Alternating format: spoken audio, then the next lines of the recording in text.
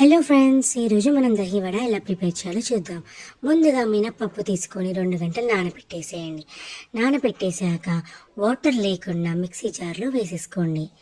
Mixie జార్లో water అనేది వస్తే ఏంటంటే థిక్గా ఉంటుంది పేస్ట్ యాక్చువల్లీ. సో వాటర్ వేసుకొని చేస్తే లూజ్ అయిపోతుంది.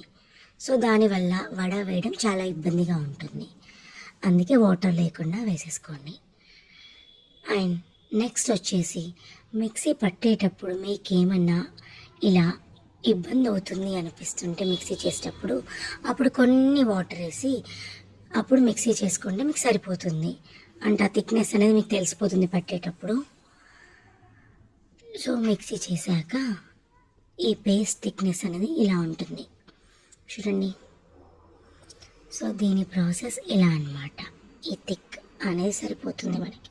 ఒక్కవేళ ఇఫ్ సపోజ్ మీకు పల్చగా అనిపిస్తే కొంచెం రవ్వ వేయండి, క్రిస్పీగా కూడా వస్తాయి. ఆలోపు ఆయిల్ వేట్ చేసుకొని ఒక సైడ్లో మనం మజ్జిగ చేసుకోవాలి. మంచిగా బీట్ చేసుకొని వాటర్ వేసి మజ్జిగ చేసాక దానిలో కొంచెం కారప్పొడి, కొంచెం ఉప్పు వేసి మంచిగా కలిపేసేసుకోండి. ఆ తర్వాత మినప్పప్పు పిండి పట్టేసాం కదా, దానిలో కొంచెం సాల్ట్, కొంచెం సోడా వేయండి. వేసి ఒక 2 నిమిషాలు కలిపి పక్కకు పెట్టేసేయండి. అండ్ నెక్స్ట్ ఏం చేస్తామంటే ఒక బౌల్లో ఆయిల్ వేసి ఆవాలు, జీలకర్ర, కరివేపాకు వేసి కొంచెం పసుపు వేసి మనం పోపు పెట్టేసుకుందాం. ఫస్ట్ పోపు పెట్టేసుకుందాం. ఈ పోపు ఏం చేస్తాం తెలుసు కదా మీకు.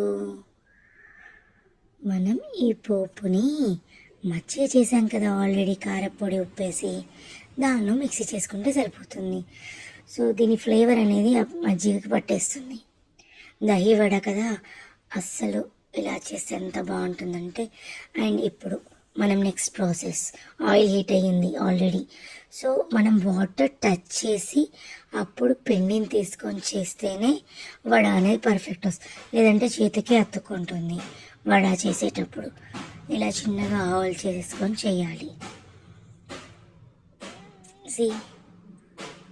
అలా తీసుకొని మధ్యలో ఒకటి అనేసి ఇలా చేసేస్తే సరిపోతుంది. మీడియం ఫ్లేమ్లో పెట్టుకోండి ఫస్ట్ వేసేటప్పుడు, లేదంటే ఆవిరనే చేతికి తగులుతుంది. సో చూసారా మన వడలు ఎలా అయ్యాయో. ఇలా పెరుగులో వేసి నానబెట్టేస్తే సరిపోతుంది. మరీ మొత్తం హీట్లో ఉన్నప్పుడు వేయకండి.